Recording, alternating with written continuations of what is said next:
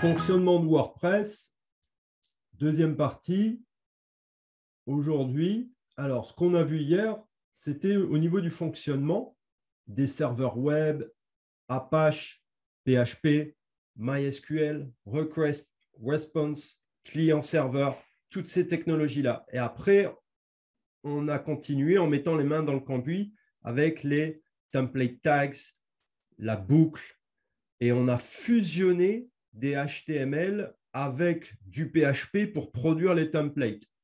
Donc, je pense maintenant que c'est beaucoup plus clair pour vous ce fonctionnement des serveurs et de production de pages web qu'on envoie au navigateur en fonction des requêtes. C'est très important dans l'URL.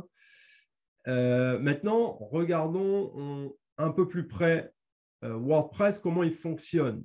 C'est un cerveau, vous vous souvenez, hier, j'avais mis un cerveau comme quelque chose d'intelligent qui va organiser tout le travail, quoi. Quand quelqu'un tape une requête, il n'arrive pas directement sur votre template, votre page que vous avez designé. Ça, c'est la robe de mariée. C'est le design. La première chose, quand vous tapez une URL et que vous tapez une requête donc, pour un site WordPress, c'est WordPress qui va appeler votre template. Donc, il y a le cerveau WordPress qui prend la requête et qui va aller chercher votre template. Donc, qu'est-ce qui se passe? On a WordPress deux parties. La partie administration, où vous configurez tout, vous ajoutez vos pages, vos articles, vos liens, vos menus, vous choisissez le thème, les options, la date, etc. Tout cela est construit à partir de l'administrateur WordPress. Souvenez-vous que WordPress, c'est un CMS, Content Management System. C'est un logiciel qui permet de créer des sites web sans coder. C'était quelque chose d'extrêmement puissant, de tellement puissant que c'est 60% des parts de marché de CMS. Google a investi peut-être, je ne me souviens plus du montant exact, peut-être quelque chose comme 250 millions de dollars dans WordPress. Donc, c'est vraiment quelque chose de génial. Et autour de cet univers WordPress, il y a plein de développeurs. Comme le système est open source et ouvert, à la base, c'était pour faire un blog. Après, on a pu faire des sites web normaux. Et après, est arrivé plein de plugins pour faire des sites e-commerce, pour faire des sites d'agence immobilière, pour faire des sites portfolio. Donc, les plugins, c'est pour booster et apporter des features. Pensez à WooCommerce. WordPress sans WooCommerce, on ne peut pas faire de e-commerce. Donc, le plugin apporte de nouvelles fonctionnalités. Et les thèmes, c'est les fameuses robes de mariée, l'habillage, le design. Et c'est les pages en elles-mêmes. S'il n'y a pas de thème, on ne peut rien afficher. C'est les fameux templates, les squelettes qu'on avait vu hier. Donc, la partie back-end, vous configurez tout. Et donc, quand les visiteurs ils arrivent et qu'ils tapent une URL, ça arrive dans WordPress et WordPress, il regarde, OK, c'est quelle page? Ah, c'est un article de blog, c'est la page d'accueil des articles de blog, c'est la page d'accueil du site web, c'est un article de blog, pardon, une liste d'articles par catégorie, une liste d'articles par année, donc une archive, etc. Et il va chercher le bon template en fonction du template hiérarchie. Souvenez-vous, la grosse infographie avec peut-être 50, 60 petits encadrés. C'est toute la hiérarchie des templates qui se lit de gauche à droite. Donc, je répète, la requête response sur WordPress, en fonction de ce qu'il va demander, WordPress va regarder les options activées, il va chercher le bon template. Donc, si on reprend notre exemple où les thèmes, c'est le design, la robe de mariée. D'accord? Donc là, il se trouve là votre thème. Vous comprenez bien, donc, quand vous créez vos templates et que les utilisateurs arrivent sur le site, ils n'arrivent pas directement sur le template. Avant, il y a tout le cerveau WordPress qui va analyser votre requête et qui va aller chercher les bons éléments dans la base de données où il y a tout stocké et placer les éléments de la base de données sur vos templates parce que vous avez mis du PHP dedans. Voyons ça en détail. Ici, la robe de mariée, vous vous souvenez, c'est le squelette, tout le design, c'est le HTML, CSS et JavaScript. À la base, le PHP, souvenez-vous, on en a besoin pour aller choper les données dans la base de données. Le titre de l'article, le titre de la page, la description, les images, etc. Si c'est WooCommerce, ça va être les produits, les tarifs, etc. Et le HTML, c'est tout le design. Souvenez-vous, je vous avais montré des slides hier. En bleu clair, le HTML, en bleu foncé, les appels là au CSS, et en mauve, le JavaScript. Donc, imaginez, vous avez fait le premier thème, la première page, quelle était-elle? Index.php. Et vous avez mis du code HTML pour construire le premier squelette. Mais on a vu qu'il y avait différents templates selon les pages. Est-ce que c'est la page d'accueil? Frontpage.php. La page par défaut, index.php. La page d'accueil des sites web, des articles de blog, pardon, la page home.php. La page d'un article de blog, ça va être single.php. Le template d'une page, ça va être page.php. Vous vous souvenez, les fameux templates issus du template hiérarchie. Et donc, à chaque fois, on peut construire un HTML. Vous voyez, j'ai représenté une robe de mariée différente parce qu'à chaque fois, on peut la designer comme on veut puisque tout est dans le squelette HTML. Et on a vu qu'hier, on pouvait très bien copier-coller du HTML, CSS, JavaScript dans du PHP. Ce n'est pas un souci, ça se marie très, très bien. Avec PHP, c'est conçu pour. Donc, c'est pour ça qu'on a pris hier, on a téléchargé, je vous ai envoyé 4-5 pages HTML, toutes simples. Souvenez-vous, hier, lorsqu'on a été sur mon site web, j'avais été sur mon site web et j'avais appelé ça mon portfolio. Regardez les URL. C'était les fameuses pages HTML que j'ai téléchargées. Ça, c'est les fameuses robes de mariée qu'on voit ici sur mes slides. Et à l'intérieur, il y avait du JavaScript, du CSS. Souvenez-vous. Donc, tout est là. Ensuite, on a dû rajouter le code PHP pour aller récupérer les informations dans la base de données. Eh bien oui, chose que j'ai expliquée au tout début, lors de la première slide, c'est que c'est dans le back-end qu'on va ajouter les articles, les pages, qu'on configure les extensions, les réglages, les URL, les dates, etc. Et tout cela est stocké dans la base de données. Donc, vous, avec vos templates HTML, CSS, vous êtes bien beau, mais tout cela est statique. Il faut aller récupérer dynamiquement les données, soit tous les articles, soit un article, soit une page, etc. Donc, on a besoin de la boucle pour rentrer dans la base de données et récupérer les données. Et c'est dans la boucle qu'on va insérer the permalink, the title, the post thumbnail, the time, the excerpt, the permalink. Donc, regardez ici, on avait nos HTML.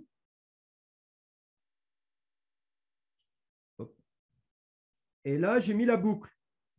On a mis la boucle pour tout de suite importer le contenu. Vous vous souvenez, avec Elementor, j'avais pris une page et il me disait non, non, attends, il y a ça bug, mettez au moins du contenu. Et il m'a dit mettez the content. Ben oui, j'ai dû rajouter la boucle et on a rajouté des template tags. Donc, on voit ici, j'ai mis des liens, des barres violettes. Alors, à chaque fois, le rose, là, pardon, le rose, ça représente le PHP, on va dire. Et donc là, il y a la boucle qui est introduite à l'intérieur du code HTML, CSS. Et la boucle va chercher les données dans la base de données, dans la table post, plus précisément. Et là, on rajoute nos petits template tags, nos morceaux à l'intérieur. Alors, ce n'est pas tout le temps à l'intérieur. Des fois, ça peut être à l'extérieur. Ça dépend de ce que vous voulez afficher. Mais si c'est par rapport au contenu, il faudra que ce soit à l'intérieur de la boucle. Et on fait ça pour chaque template qu'on a créé. Sans oublier, bien entendu, le fichier de chaque thème WordPress, fonction PHP, qui est obligatoire. Il peut être vide, souvenez-vous, ces trois fichiers, style.css, fonction.php et index.php peuvent être vides. Sauf que ça ne va rien afficher, bien entendu. Et le fonction PHP, ça sert à quoi? En fait, ça va servir à activer, désactiver. Imaginez ça comme une console avec des boutons où on active, désactive, où on peut filtrer, remplacer, formater la date. Allez activer, souvenez-vous, un exemple, c'était activer l'image de mise en avant. Je vais ouvrir mon Visual Studio, pardonnez-moi de ne pas l'avoir fait d'avant. Ah bah ça va, il se charge assez rapidement, j'avais eu peur. Alors, si je regarde ici, fonction PHP sur mon thème d'hier. Thème portfolio, il est là. Ah non, ça c'est le zip, pardon. Il est là. Thème portfolio, fonction. On avait fait quoi hier? On a chargé des JavaScript, des feuilles de style. On a chargé les fontes. Ah, j'ai supprimé et c'est dans l'autre template certainement qu'on avait rajouté les post thumbnails, par exemple. On avait changé la taille des post thumbnails. Et ici, on avait ajouté le titre du site dans la balise title. Ici, on avait rajouté la prise en charge des images en avant. Donc, c'est comme des interrupteurs pour activer, désactiver. Ce qui veut dire que des fois, vous allez taper du code ici, mais peut-être que ça ne va pas marcher. Peut-être qu'il n'y a pas l'activation.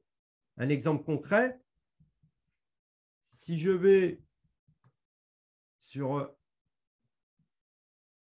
mon thème, sur une page, pardon, excusez-moi, je vais par exemple sur front page. Ah non, ça c'est le nouveau thumbnail. Il faut que je revienne sur un thumbnail où j'avais déjà mis des choses. Dans archive, si j'appelle le template tag ici, the post thumbnail, pour afficher l'image et que je ne l'ai pas activé dans le fonction, mais en théorie, ça ne marche pas. Donc, il faut activer des fois des choses. Tout va bien pour le moment? Vous avez des questions? C'est juste un récapitulatif de tout ce qu'on a vu récemment, depuis le début de la formation WordPress. Donc, ces interrupteurs-là sont connectés forcément avec vos templates.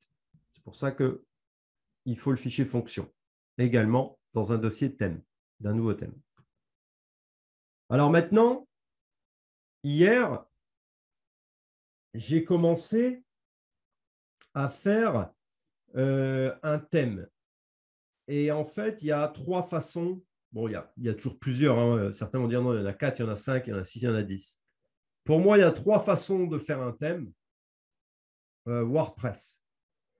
Hier, j'ai fait une démonstration où, souvenez-vous, mon fameux template HTML, j'ai téléchargé sur Internet du portfolio. C'était des pages HTML. J'avais tout le code HTML avec le CSS et avec le JavaScript. Donc, tout était déjà mis en forme. Génial.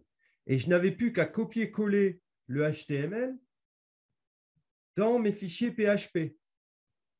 Bien entendu, au préalable, sur le papier, j'ai dû me mettre d'accord. OK, ma page d'accueil, ça va être tel template. Ma page du portfolio, ça va être tel template. On avait même dit, pour la page du portfolio, je vais peut-être créer un template particulier avec son slug ici, page-du-6 portfolio, selon le template hiérarchie. Donc ça, c'est ce qu'on avait fait hier. Et donc, ce qu'on a dû faire, c'est qu'une fois qu'on a le HTML dans nos fichiers PHP, après, il faut rajouter les fameux template tags et la boucle. Vous vous souvenez? On avait fait ça. Alors maintenant, je vous remontre.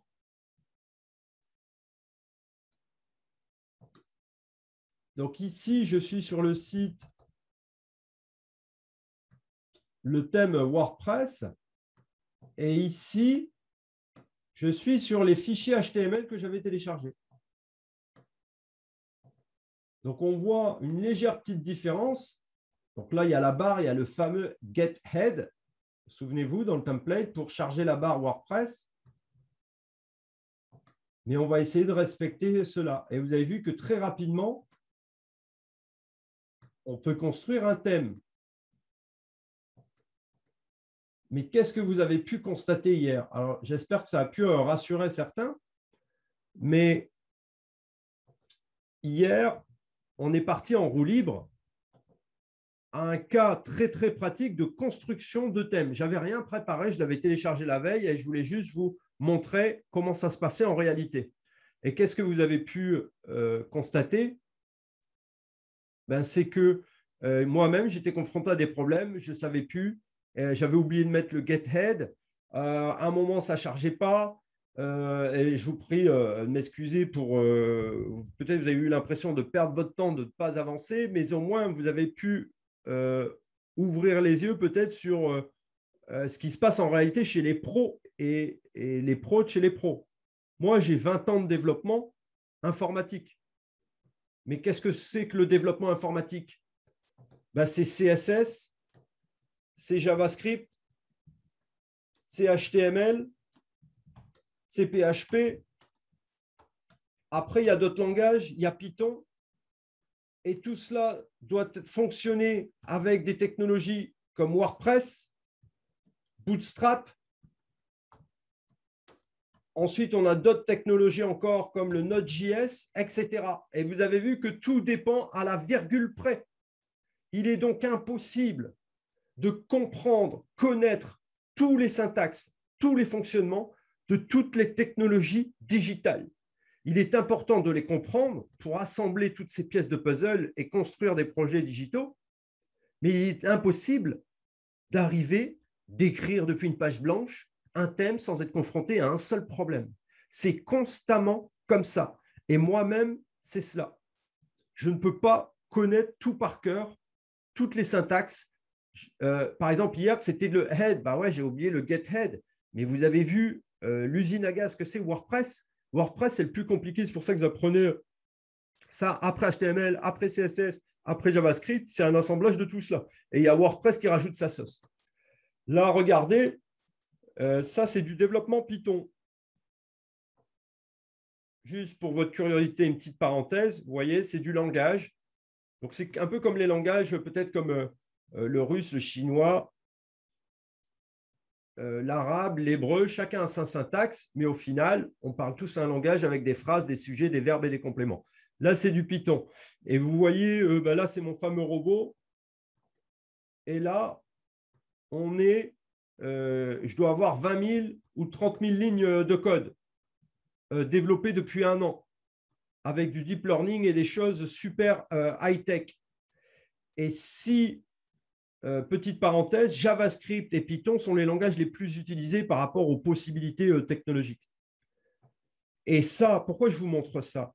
Bah, sachez que ces 20 000, 30 000 lignes de code, il y a un quart du code qui provient de Stack Overflow.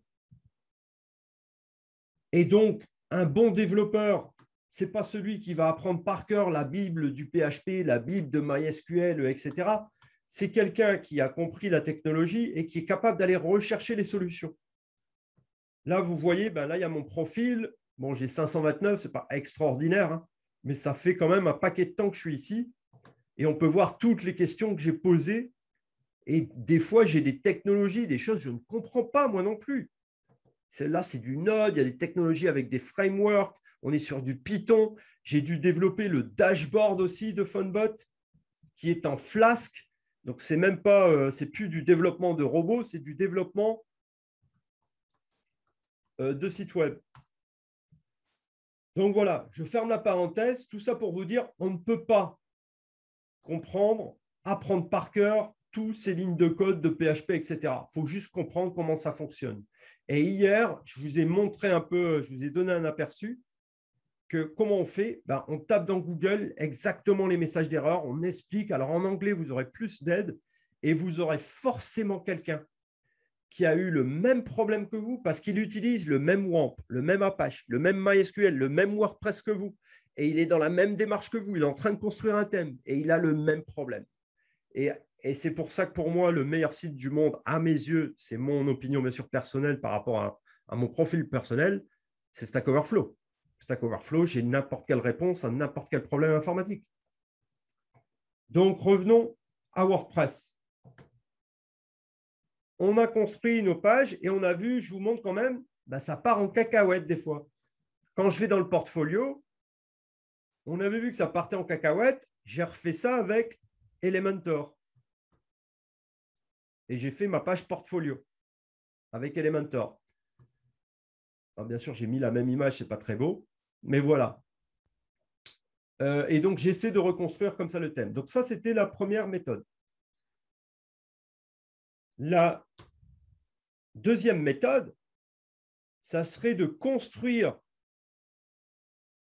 immédiatement les pages, les templates PHP en mettant la boucle et en mettant les fameux template tags.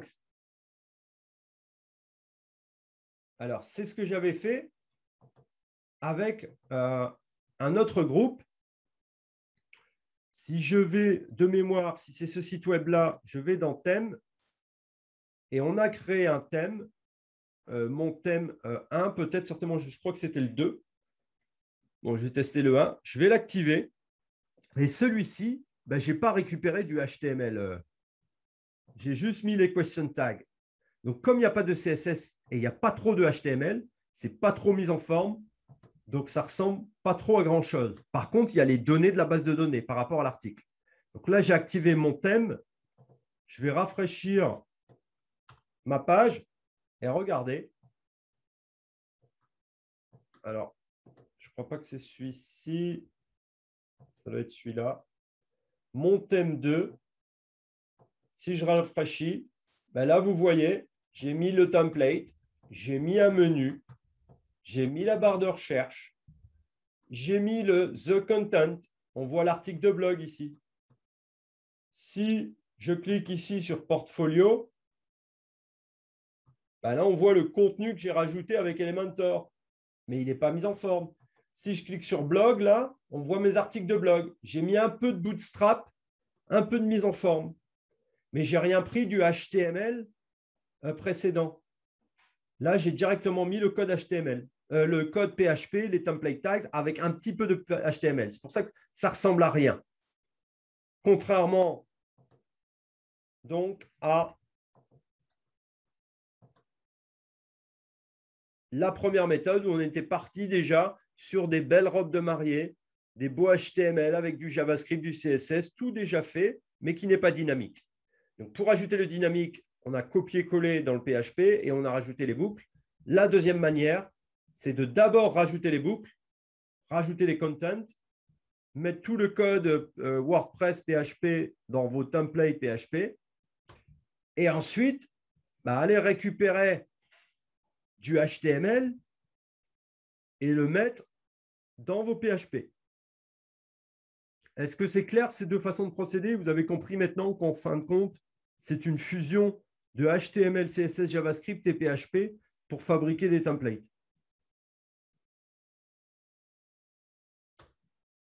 Sans oublier, bien entendu, que le fonction.php, quelle que soit la méthode que vous employez, il va falloir de toute façon activer, désactiver, charger des CSS, charger des JavaScript, etc. Et la troisième façon, on verra ça en fin de formation. Et l'objectif, c'est que n'importe qui d'entre vous, si vous avez essayé d'écouter et vous êtes intéressé à mes explications, normalement, à la fin du cours, même si pour le moment encore tout est flou et vous n'êtes pas capable, je pense à Marine qui était absente, qui était en distanciel, qui a exprimé voilà, que c'était tout nouveau pour elle, tout était encore flou. Je te promets, Marine, tu vas voir, tu vas être capable de créer un thème WordPress.